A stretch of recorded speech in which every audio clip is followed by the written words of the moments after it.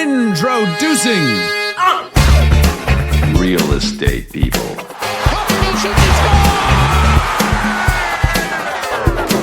Hey, we're the Bills! What are you talking about, Willis? We're the real estate people.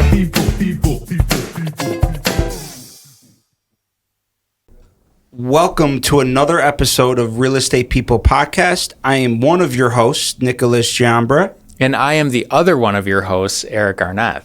And together we're working to bring you a podcast that sheds some light into the experiences of a realtor, experiences of a consumer, and how to help people navigate the next transaction that they're a part of, no matter which perspective they're wearing within that transaction. Yeah. And, you know, when we first started, we were trying to come up with a format and different things, but I'm really liking the idea of just coming on here once a week and having a 20-minute conversation about the current market, news that's going on. And more specifically this week, we started to go live on Instagram on my handle, Eric Loves Buffalo, and Giambra Team on Instagram. Giambra Team, right? It's not the Giambra Team. The Giambra Team. Socials. Right. And we're taking questions from listeners, and we actually have a couple people who have asked those questions. So for this episode, we just wanted to hang out here in the studio and answer questions in real time as they come in. And if not, we got some backup stuff, but I feel like we have enough to go on for a little while. So we have someone that we're going to invite onto the Giambra Team's live stream now, as long as it works. We are using Keller Williams Wi-Fi, so let's see how that plays out. We got someone? Yeah. Hey, Michelle, you're live with the team right now. Yeah, we can hear you, Michelle. We're doing good. How are you? Thanks for coming on. Well, I'm doing well behind the scenes over here. You got a question for us? Yes, you know, I often have people call in and they say, what are some things that I can do to get my house ready to sell? I really don't want to spend a lot of money, but I want to present my house in the best way possible. Okay. It's a great question and one that every seller asks. So within 10 seconds of getting on the phone with them. Yeah, exactly. Maybe so 30. what are the most basic things that every home seller should be thinking about while prepping their house to be on the market? So the first thing that comes to mind for me is a stat I've heard a while ago that consumers make a decision on which house they're buying within 10 seconds of getting out of the car, which to me means they're not even inside the house yet. So we're talking curb appeal. And it kind of makes sense, right? Because a lot of people see this home on the internet and then they go in person to validate the condition or to see some of those other quality of life things, like how far is the house between the neighbor's house? How much actual backyard do you have? Is there a garden to grow your own food? So it all gets validated in person at some point. But if a consumer is making a decision on which house they're buying within 10 seconds of getting out of the car, it sheds an insane amount of light on curb appeal. Absolutely. So curb appeal, number one. So you're talking landscaping and, you know, cleaning up debris, obviously, making sure that everything is straight, not like, you know, some sign that you have on the front of the house that's all crooked or smears all over the windows. Yeah. Just like make it look clean. Flower beds, trimming bushes, painting, peeling paint. You know, those first things people see when getting out of the house. But you just went a little bit deeper on that, which I love. A nice sign. A shoveled driveway, a shoveled sidewalk, a lockbox on the front door that has a key in that lockbox for that door. Right. You know, those little things that all contribute to how a buyer and the buyer's agent consume a property from the moment they get out of the car to the second they're turning off the lights, locking the door, and then hopefully calling you within a half hour asking, how many offers do you have on, or how many you're expecting on that house? Remember last winter I had a house that I went to show a buyer and the snow was like 2 feet deep as it is in Buffalo and it was not shoveled, but I have these huge dad boots that I wear. They come up to my knees and I'm like, I'm just going to go through the snow and then you follow my footsteps. So I just like did this and then they were like kind stepping of dragging into behind a little bit into my footsteps. So yeah, shovel the driveway. That's curb huge. appeal. And then like when you're thinking about answering this question, you have to know like what max value is, right? Because you could very easily over improve a house. You know, you could put 42-inch cabinets, soft closing, dovetail, stone countertops, undermount sink, higher end appliances in a home that you're never going to get those dollars back for those type of improvements. Sure. So knowing the most this house is worth is so important to drive this conversation. Yeah. And then what you should do to it prior to listing it to help it stand out and be the reason why someone buys this house and not goes and buys your neighbor's house. There's a lot more work into like going through the active and the pending markets to justify like, oh, all of these houses have refinished hardwood floors. Yeah. None of the kitchens are updated. So there's a lot of nuance that goes into this that, you know, you could really only rely on track record for some of it. But. Yeah. But it really goes down to what exactly is the seller asking? Is it, I'm willing to do work. What do I need to do to maximize value? Or I don't want to spend a lot of money. How can I, you know, as cheap as possible, make my house ready for the market, which I think this is the question that we're answering here. So curb appeal is something that you can spend an afternoon, mow the lawn, shovel the driveway, you know. Decluttering, like at the very least. All that extra furniture that just supports your lifestyle out of the house for the buyer to be able to consume each room individually. Mm-hmm. Part of that decluttering is also depersonalizing. Yeah. I just told this to a seller, you know, shout out to Colleen Bergani, coming soon to the market too, soon, a 2-2 double on Villa. Nice. About taking the pictures down in her living room. Yeah. And it was the first time, like, I really felt like when I walked into that living room that was her house because of all of those photos that she had of her family and all their life moments in that dining room. And it's like, okay, like, take pride in that. That's your family. Those are your people. Those are your milestones.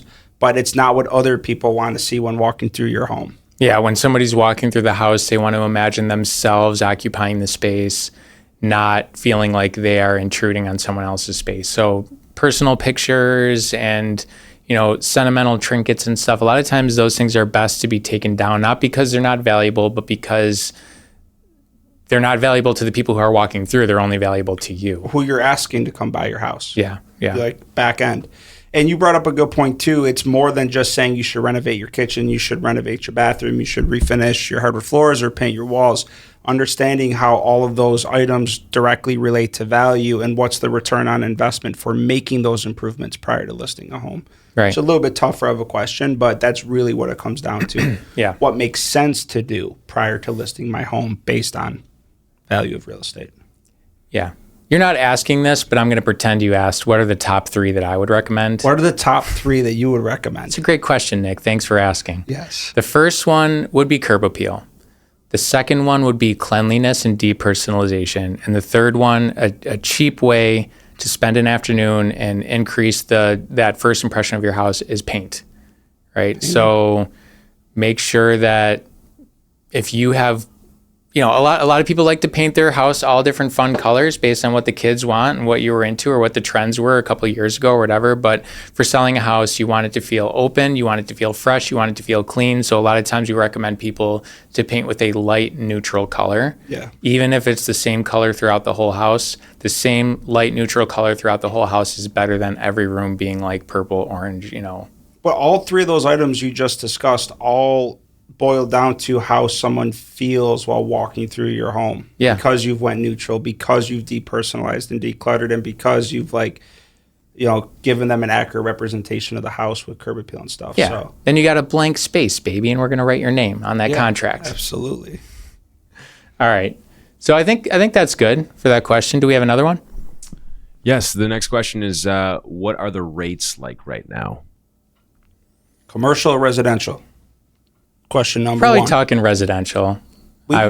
Commercial rates are normally 1% higher than residential rates for context. Okay. So they're normally 1 point higher than whatever the banks are saying on the residential side of it. Yeah. I saw that their rates trickled down from the low 8s to Were they in the low 8s? below 7.5 last Friday. Okay. And that was because there was some report that came out about how many jobs were expected in the market and then how many jobs actually came to market. And it was 20,000 jobs less than what was projected. And because of that, they lowered the rates. So those rates are always going to be fluctuating based on other, like, government type of conditions. Mm-hmm. But right now, low you 7s? should be able to lock in at 7.5 to 8, depending on your credit score. Okay. And there's always options to buy your rates down. So Yeah. We were just talking to a person from Premium Mortgage who came in and talked about how Premium specifically is offering the chance to refinance with a lot less down payments than you would typically pay if rates go down. Yeah, it's nice to see those boutique lenders that are really the market experts of the local markets, incentivizing consumers with buying programs to help them make these transitions. Yeah. And then, like, before that, we also had CertaPro come in, and they talked about painting, which we were just chatting about. Do you remember what he said, what the approximate price per room is to paint? Was it 5 to 7 or 7 it was somewhere to 9? around there. It was either 5 to 7 or 7 to 9. Yeah. Under 1,000 on the high end. Yeah, per room. Which kind of seems like a lot. Like, if you have 10 rooms in your house. Painting takes a long time, though. A lot of people think, like, oh, I'm just going to paint this room. But if you do it right and you prep. Cutting those corners in nice and tight. Yeah, yeah. I mean, anyone can slop paint in a room and take 2 hours to do it. But if you want to do it right, it does take, like, a while to do it. In that video that girl made on TikTok the other day, she posted a picture of someone who painted over a dead cockroach on a wall when she was like calling out landlords. Right. And I also saw this like one video one time where they were like new electric, and the person like painted over the electric switch and new fridge, landlord. and they painted over the handle of the fridge. So don't use paints for that type of stuff. How landlords repair things, they just put a coat of paint on it. New carpet, and they just painted it. Oh my gosh.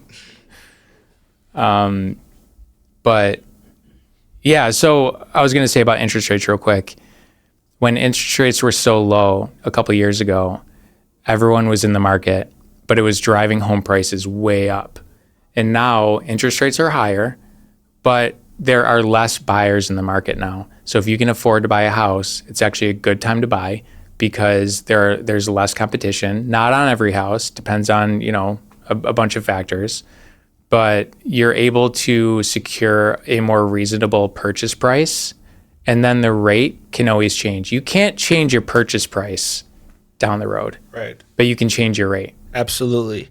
And just on that like pro tip side of things, like 3 years ago, or a couple years ago, you were trying to buy a house. There's 20 other people that wanted it. How negotiable was that seller? No. Not very negotiable. It was highest and best, and you have 2 hours to get your offer in. Yeah. So that's not the case today. Like, whether you want to relate it to time of year, interest rate, what's happening at a national level, it's just not the case. So with that being said, like, I keep seeing this visual in my head of like, yo, this is the time to buy. I don't care what anybody says. You want to buy a home that no one else is trying to buy at the same time as you. You have the power of negotiation. And that goes back to Warren Buffett, who said, be fearful when others are greedy and greedy when others are fearful. So hashtag snowball, hashtag Warren Buffett, when you're thinking about, is this now the best time to buy? I'm a buyer right now in this market, ready, willing, and able, and I am salivating, waiting for opportunities. But you're not going to be able to get those opportunities if you're not in the game right now. So just keep that in mind. Yeah, yeah. Less buyers, slightly higher interest rate going into the winter. Dude, how many people were investors 2 summers ago? Everybody? Yeah. How many investors are there today? Right. 10% of the people? Right. That's the time to buy a house. All right. Do we have more? Any other questions from listeners? I think we have a few more minutes left on this episode. Question from a Dylan. Have either of you thought about becoming licensed in another state? Ooh. We just kind of toyed with this idea the other day, didn't we? Yes. Talked about it briefly. I think the question was, Eric, what was the question? It was, you asked me if I would be open to expanding our brand into other markets. And I said, what your thoughts were around that. Yes. I feel like if I were to pick a state, not that it's my favorite state, but if I were to pick a state to go first, it'd probably be Florida, because we're in a snowy area. Buffalonians, when they reach a certain age, they go south. They become snowbirds, as we call them. Oh, yeah. And I feel like that'd be a perfect second market to get into, because you're helping those people who are getting to that age where they don't want to deal with the winter anymore. They still want to be here because they love it in the summer. They love Buffalo, but they want to be somewhere warm. Florida would create that vibe with that snowbird relationship that a lot of people in Buffalo desire. Yeah. There's actually a realtor in town who does this at a really high level with that cross-reference between Buffalo and Florida. Yeah. But he's not doing it on homes. He's doing it on buildings. Really? So he's got clients that own large buildings in Buffalo. I'm going to say your name because I really like you, Michael Battaglia Sr. He's got an incredible business that does this where he's helping people sell their massive multi-unit buildings. I'm not talking about your 4-unit or your 5-unit or your 6-unit. This guy's selling 30-plus unit buildings on the regular. Dang. For people in Buffalo and then helping them 1031 that money so that to avoid having to pay capital gains on that asset with purchasing something in Florida. Mm-hmm. So he's got this great vibe of helping people liquidate their New York assets and purchase them in Florida as they, get to that point where they're going to snowbird from like an owner occupied standpoint. That's smart. Yeah, it's all, and he's doing a lot of deals and they're not like your regular deals that are recorded. Like just crushing the game like that. Big props to Mr. Battaglia. Yeah. So what about you? Florida would be your first choice, or do you have another thought on that? Of where the next market would be? Yeah. Like if you were to expand, or are you open to expanding? So the way I see it is like, yeah, we could try Florida, but it's going to be a very expensive trial run, to figure out which components you need and how and what's your best go-to-market strategy in Florida because it's so far away. So I would like to prove concept first in another market, say like Rochester or Syracuse or somewhere where it's not going to be that expensive if it doesn't work out. And then if you could prove concept in another one of those markets that are more reachable with where you live today, then go prove concept in another state. To prove concept, though, with a place like Florida, would Rochester work as the proof of concept because they're in the north too? Yeah, it's more about your proof of concept is more about how your processes that are documented in Buffalo integrate with the processes that exist in Florida. So that's hard too because real estate's transacted differently down there. Right. So it's probably more closely transacted in Rochester than it is here, although there's going to be more forms, different requirements, different things sellers need to do before closing. Right. But it gives you the opportunity to really understand the type of people or what's your best go-to-market strategy. Like, is it to go down to Florida and buy another team? And then you do something like an acquisitions or merger rather than going to Florida and finding your person that's going to like own that vertical of the organization. Okay. So it kind of gives you the opportunity to feel out like where you're going to spend your capital while going to a new market or something. Okay. Like to prove that the infrastructure that you have is there to or be what able to handle infrastructure it. you need to be there to support it. Right. Too, Okay. in a sense. Okay. But Florida, hell yeah. Like get out of here for the winter time. Mm-hmm. I always joke around like the only people that are in Buffalo for the winter time are, and I'm one of those people, that have to be, right? So. I don't know. I don't know if I'm just coping with the cold or not, but I always say that I like want to be here in the winter. I like to kind of like promote myself as like the Buffalonian of Buffalonians, though. Like you're gonna be outside in the cold with no shirt on in the middle of winter. All I need is that. This is the place to be. What's the hat that has the covering over the ears, like that come down? If I have that and a good pair of mittens, I could be shoveling with my shirt off. It doesn't matter.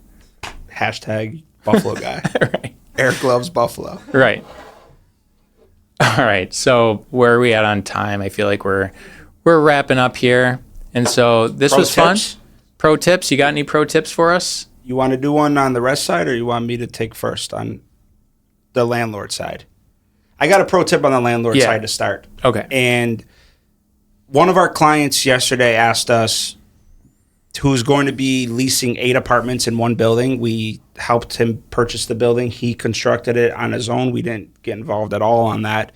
And now he's at the point where he's finishing up construction and it's ready to like take these apartments to market and lease them. And my question to him is, what is your requirement on pets? How are you going to handle pets? He's like, I don't know. I haven't really given it much thought. What do you think? I mean, I feel differently about pets than this guy, naturally, on a subjective basis. But I was like, let me figure it out. Let me go ask around a little bit. So quickest way to get some answers is right on Facebook. So on Facebook, typed landlords. What do you do for pet deposits and how do you account for rent amounts per pet? Mm-hmm. Lawyers, what are the requirements or the restrictions that a landlord is allowed to do for this topic? And we got a plethora of comments. Like, I don't know, there was like 70 last night. I didn't read them until the end of the day. I was literally reading comments for an hour. And there was just this lady blasting landlords about what you can and cannot do. So my pro tip from that conversation, which is, dude, communication is great. Like, that's what that was. Like, people communicating with each other about what they do so that you now can figure out what your best practice is for handling, something like that. Mm-hmm. You cannot per New York State charge more than 1 month's security deposit for rent, which means if your apartment's $1,000, you cannot charge more than $1,000 for security deposit. And there's no ifs, last ands, month's or rent buts. anymore either, right? You, as a security deposit, you cannot charge anything more than the equivalence of 1 month's rent. So you can't say it's $1,000 a month, $1,000 security deposit, and I want a $500 pet deposit. Illegal. It's illegal to take any more in security deposit than 1 month's rent. So pro tip, if you're going to allow pets, don't take security deposits or pet deposits, and just charge however much you want for that apartment with consideration to the number of pets that will be on site. Are you allowed to charge more per rent per animal? Yes, as Okay. long as it's not a service animal. If it's a service animal, you cannot charge more for That makes a sense. service animal being at So the like house. here's rent, but if you have a cat, here's rent. And if you have another cat, here's rent. Right, and as long as you're willing to understand both perspectives, it's not hard to understand like why a landlord would want to charge more money because pets are on site. Like, Yeah, stuff happens. definitely. And as one Shit person happens. said in this post, like the tenant has a lot of responsibility over the pet too. Vaccine, feeding, walking it, taking it out. Right. All the things that come with owning a pet. And that could put somebody in a compromised position financially if they have to make a rental obligation, but something happens. So there's different perspectives of it, but just be open, be ready to listen, and ask good questions. That's a good tip. Thanks for sharing that. You're welcome. I have a follow-up question about smoking, but we'll talk about that Smoking? after. Yeah, like can you charge people more? Like, do you want smoking or non-smoking? If it's smoking, here's the rent. If it's not, then that. Maybe that's another episode. Yeah, smoking's a lot. Like, smoke travels through vents. If you have multiple people in one building, like, you could be smoking on the first floor and smell it up in the third. Oh yeah, And then there's like a fire hazard, and there's insurance and stuff around that kind. True. Liability. True. Do you have a pro tip from your perspective for consumers of real estate or realtors? So my tip would actually be to realtors, and this is kind of consumer facing too. But if you're a realtor, a lot of times there's this pressure that you have to be on 24/7. You just have to be available at any time of the day, any time of night. I would challenge that, and I would say, if you say you're available, be available. And if you set the expectations up front with your client, let's say you have a family, let's say you have a second job, let's say whatever, as long as you're transparent and you're honest with the consumer or your client, I think that as long as you have that conversation up front and there's an agreement between you two that, hey, I have a family and in the evenings I like to spend time with them. I always check my emails at 9 p.m. So if you contact me from this time to this time, I will get back to you by around 9:30.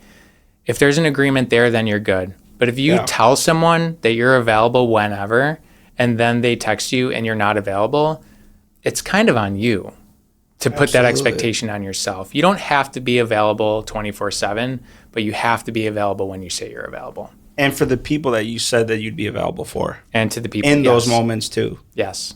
And that's a great pro tip, because this whole concept of you have to be on all the time and 24/7 and Saturdays, Sundays, Monday through Fridays. And Yeah, it's people are crazy. always thinking about real estate and asking you shitloads of questions about it. Yeah. They know you're a realtor, they're asking you how the market is. Yeah. My last tip to just put a cap on that is, if things do change, communicate. That's it. Yeah. If things change in your life and you have to change up how you're doing something, or if you have to refer someone to someone else to give them better service, just communicate early and often. Yeah, exactly. All right. Pro tip. So thanks for joining us on this week of Real Estate People Podcast. We will see you next week. Thanks, Nick. Thank you.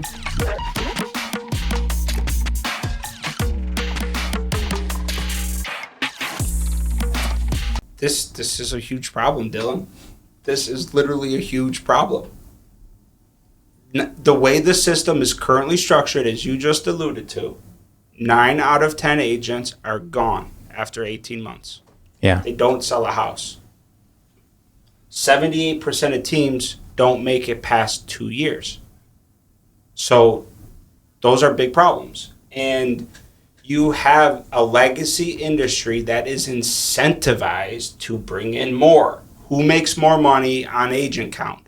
Eric and I don't make more money when there's more agents in the business. Do you? No. Okay. Unless they're on my team. It actually competes with your ability to make money because it dilutes the value of a realtor, because those are the people that are the counterparts on a lot of the transactions that may or may not have been doing this for a while, that may or may not impact how your client experiences a transaction. And they're the ones that are contributing to people wondering why they have to pay. May or may not be the one that's presenting your offer or not to their seller, right? So it actually devalues our position by having more people into it. But the way the industry works today, there are other layers above the real estate agent that make money off of having higher agent count. Yes. Your broker and your association. Right. Two things that are being jeopardized right now at a very high level. Right. So what was the question? How do you build? How do you stay competitive? How do you stay competitive? You have to build your moat around your business to protect your team, your employees, and your consumers. Build your moat up. How do you keep people in? You build product and service that's scalable, that people want. How do you do that? You talk to the consumer about what they actually desire, and then you build something to support it. Yeah. I mean, I say this a lot, and I think like at some point I can't say it anymore, but I am relatively new. I've definitely outlasted those 90% of people who are out. Milestone. But I even, being just a couple years in, I'm like, when I hear agents talking in a vacuum about what's best for them and not what's best for the consumer, I'm like, you're not going to make it. You're not going to make it. You just failed. You've just failed right off the bat. Yeah. It is not about you. Right. That's the point. That's the service side of it. The only way that you can stay in business in this industry is if you're doing what the people want and giving them the services they want. You know, otherwise they're dissatisfied or they're clicking on Zillow. Do you mind if I go on a quick little tangent? Please answer do. this, and we'll see how this comes out. Yeah. Is it okay to talk about my France in Germany? Yes. Okay. So after World War II, He's not going to say no. yes, he could. You feel comfortable enough to say no? I actually do think he would say no. He would tell me no. Okay. All right. So after World War II, France and Germany were sick of killing each other. They were killing each other for thousands of years. And they wanted to stop killing each other, so they came up with the treaty. And at that time, there was steel and coal being manufactured. And they put a treaty together that said, Germany, you're not allowed to manufacture steel. France, you're not allowed to manufacture coal. Because and I don't know who was coal and who was steel. But if one of the country wasn't producing the other thing, those two resources are what you needed to go to war. So if one of the countries wasn't producing one of the raw materials for that, they couldn't go to war. And that agreement later became the European Union. But then France and Germany realized they were defenseless to an outside attack. Any other one, yeah. So the United States came in and they formed something that we all know of today called NATO. So how do you protect yourself to survive in an industry that's like working against you in so many different ways? Like, I go back to the question of who is your France and who is your Germany? Who are your allies that are helping you execute? And the quick little thought that I've given to this is HubSpot is our France.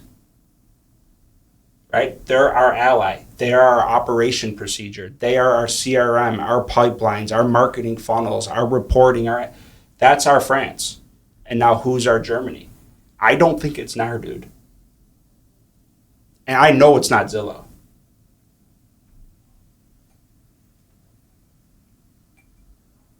Little tangent.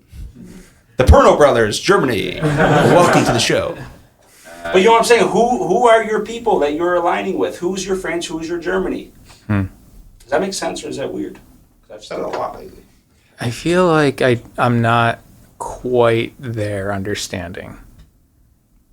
It's almost there. Who are your friends? Who? If Who are we're your if we're allies? if we're pulling the lesson from that story, who was the original person saying who's my France and who's my Germany? Or are you saying that France, Germany was theirs and Germany, France was theirs? They And then came the to an United agreement. States came in to protect and eventually form NATO.